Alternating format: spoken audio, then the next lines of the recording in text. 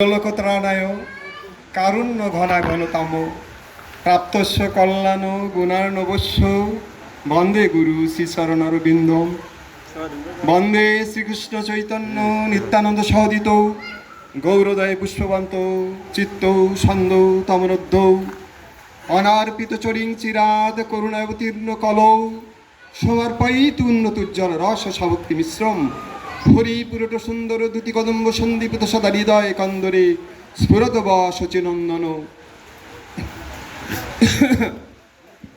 রামকৃষ্ণ চরণ সরজে মজরে মন মধুপ মোর সংসার কেতকী থেকো না তাহে বিভোর।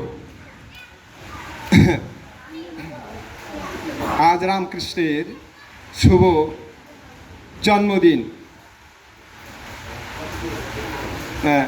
সুধী ভক্তবৃন্দ, যদিও আমি কোনো আলোচনা করার যোগ্যতা আমার নেই, তবু রামকৃষ্ণ পরমহংস সম্পর্কে দু একটি কথা বলবো।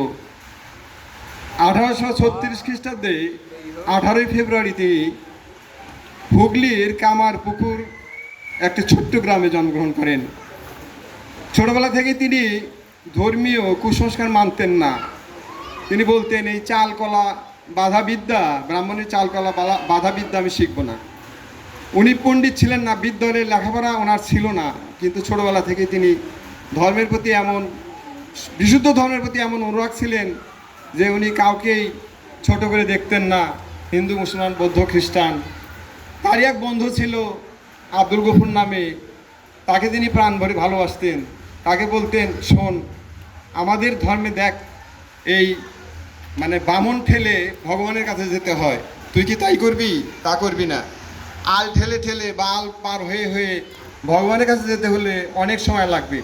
তুই সোজাসুজি ভক্তিপথ অবলম্বন করে চলে যাবি, তাহলে তাড়াতাড়ি যেতে পারবি।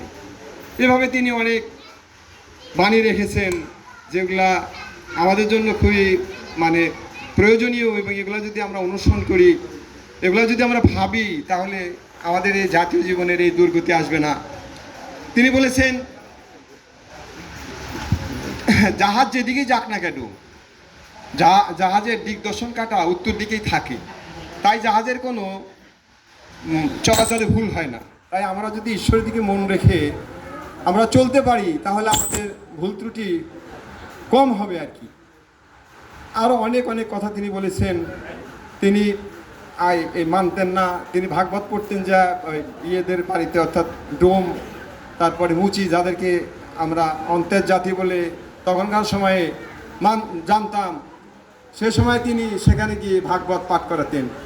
আর সেই 19বিংশ শতাব্দীতে হিন্দু ধর্মের এমন দুর্যোগ নেমে এসেছিল, যদি রামকৃষ্ণ পরমহংসদেব স্বামী বিবেকানন্দের আবির্ভাব না হতো, আমাদের ধর্মের যে কী পরিণতি হতো সুধীজন অবশ্যই তা জানেন। তখন বিদেশি ওই খ্রিস্টান মিশনারিদের এমন প্ররোচনায় বাঙালি হিন্দুরা, বিশেষ করে বাঙালিরা তো হুজুগে মাতোয়ারা, তাই বাঙালি হিন্দুরা ধর্মান্তর গ্রহণ করতে লাগলো। তারা খ্রিস্ট ধর্ম গ্রহণ করলেন, এবং কেশবচন্দ্র সেন, রাজা রামমোহন, বিজয়কৃষ্ণ গোস্বামী, যিনি নাকি অদ্বৈতাচার্যের বংশধর, তিনিও ব্রাহ্ম সমাজে যোগ দিলেন। এই নরেন্দ্রনাথ, যিনি পরবর্তী সময়ে স্বামী বিবেকানন্দ, উনিও ব্রাহ্ম সমাজে যোগ দিলেন এবং হিন্দুদেরকে নানাভাবে উৎপীড়ন করলেন। তাদের এই পূজা পার্বণ তারা তুচ্ছ তাচ্ছিল্যের চোখে দেখতে লাগলেন। ব্রাহ্ম সমাজের, যদিও তারা সেই ব্রহ্মকেই এক মনে করে হিন্দু ধর্মের মূল বিষয়টাকে রেখেছিলেন, কিন্তু সেই পৌরাণিক যুগের যে আমাদের দেবদেবী, সেগুলাকে অস্বীকার করলেন, সেগুলাকে তারা মানতে চাইলেন না। বিবেকানন্দ যখন তিনি ছিলেন নরেন্দ্রনাথ, তখন সেই ব্রাহ্ম সমাজে যোগ দিলেন এবং তিনিও এর বিরোধিতা করলেন। তখন রামকৃষ্ণ পরমহংসদেবের সান্নিধ্যে এসে একবার তিনি বুঝতে পারলেন যে না, আমাদের যে এই মূর্তি পূজা, এটা আসলে ভুল নয়। তাই তিনি তার বাণীতে বলেছিলেন যে আমি যদি এই দরিদ্র পূজারী ব্রাহ্মণের কাছে না আসতাম, তাহলে আমার জীবন স্রোত কোন দিকে প্রবাহিত হতো এর কোনো দিশা আমি পেতাম না আর কি। এভাবে স্বামী বিবেকানন্দ বলেছেন, ওই দরিদ্র ব্রাহ্মণ যিনি সংসারী হয়েও ছিলেন সন্ন্যাসী, যিনি সংসারী হয়েছিলেন সন্ন্যাসী, এবং যিনি বিবাহিত হয়েছিলেন ব্রহ্মচারী, বিদ্যালয়ে না যেও যিনি ছিলেন পরমজ্ঞানী, সেই ক্ষুদ্র ব্রাহ্মণ, সেই গদাধর যার নাম ছিল, পরবর্তী সময়ে তিনি রামকৃষ্ণ পরমহংসদেব, তার অনুসারী যারা, তারাই কেন আজকে এই তার স্মরণোৎসব পালন করবে জন্মদিনে? আমরা হিন্দুরা সবাই তো তার কাছে ঋণী। ওই সময়ে যদি রামকৃষ্ণ পরমহংসদেবের আবির্ভাব না হতো, কোথায় যেত হিন্দু ধর্ম? বিদেশি পাদ্রীরা হিন্দু যুবকদেরকে প্রভাবিত করে তাদের ধর্মে নিয়ে যাওয়ার জন্য কত প্রচেষ্টা করেছিল, এবং সহস্র সহস্র হিন্দু যুবক সন্তান খ্রিস্টান ধর্ম গ্রহণ করেছিল, এবং তারা নিষিদ্ধ মাংস ভক্ষণ করে হিন্দুদের বাড়ি বাড়ি ছড়িয়ে দিয়েছে এবং নিজেদেরকে জয় উল্লাসে বলেছে আমরা যে নতুন ধর্মের অনুসারী। আজ এই পুত্তলিক ধর্ম যারা পালন করে তাদেরকে সবসময় ধিক্কার দিত।